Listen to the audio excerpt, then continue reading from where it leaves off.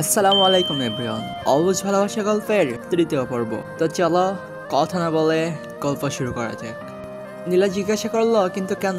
আমি বললাম এমনি। নীলা আমাকে পিছন থেকে জড়িয়ে ধরলো আর বলল, না তুমি যাবে না, আমি তোমাকে ছাড়া বাঁচবো না। আমি ওর হাতটা ছাড়িয়ে ব্যাগটা গুছিয়ে রুম থেকে বেরিয়ে এলাম। নীলা আমাকে পিছন থেকে কেঁদে কেঁদে বলছে, নীলাই প্লিজ আমাকে ছেড়ে যেও না, আমি তোমাকে ছাড়া থাকতে পারবো না। আমার খুব খারাপ লাগছে নীলার কথা শুনে। আমি নীলার বাবা মাকে বললাম আমি চলে যাচ্ছি, ভালো থাকবেন। আমি নীলাদের বাড়ি থেকে বের হয়ে আসলাম, শুনতে পেলাম নীলা চিৎকার করে কাঁদছে। পাষাণের মতো আমি আমার গ্রামে মায়ের কাছে ফিরে এলাম। খুব খারাপ লাগছে।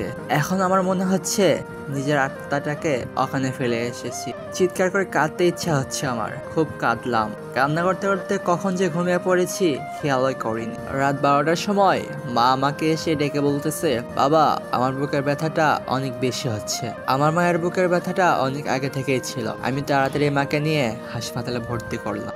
এর মাঝে রাত 2টার সময় আমার ফোনটা বেজে উঠলো। ফোনটা হাতে নিয়ে দেখলাম নীলার বাবার ফোন। খুব অবাক লাগলো আমার। আমি ফোনটা রিসিভ করলাম। ধরা মাত্রই নীলার বাবাকে ডেকে বলল, নীলয় নীলা বিষ খেয়েছে, তুমি তাড়াতাড়ি চলে এসো। এ কথা শুনে আমার ভিতরটা কেঁপে উঠলো। আমি বুঝতে পারছি না কি করব। এদিকে মা আর ওদিকে নীলা। নীলার সাথে তো ওর বাবা মা আছে, আর আমার মার সাথে তো শুধুই আমি। এ কথা ভাবার পর আমি আর নীলাকে দেখতে গেলাম না, কিন্তু বারবার তার কথা খুব মনে পড়ছে। আমি ভুল করে ফোনটা মায়ের কাছে রেখে বাইরে চলে আসি। একটু পর মায়ের কাছে গিয়ে দেখি ফোনটা সেখানে নেই। অনেক খোঁজার পরও ফোনটা পাইলাম না। নীলার কি হলো এখন আমি কিভাবে জানবো? নীলার বাবার নাম্বারও মনে নেই। অনেক কান্না পাচ্ছে, কিন্তু মা সামনে। অনেক কষ্ট করে কান্নার ভিতরে চেপে রেখে দিয়েছি।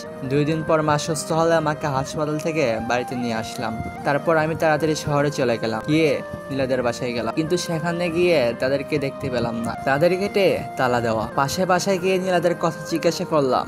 তারা বলল নীলা নাকি বাসা ছেড়ে চলে গিয়েছে। এক কথা শোনার পর আমি কান্না ধরে রাখতে পারতেছিলাম না। তাদের কাছে থেকে নীলার বাবার নাম্বার নিয়ে ফোন দিলাম, কিন্তু ফোন বন্ধ থাকা।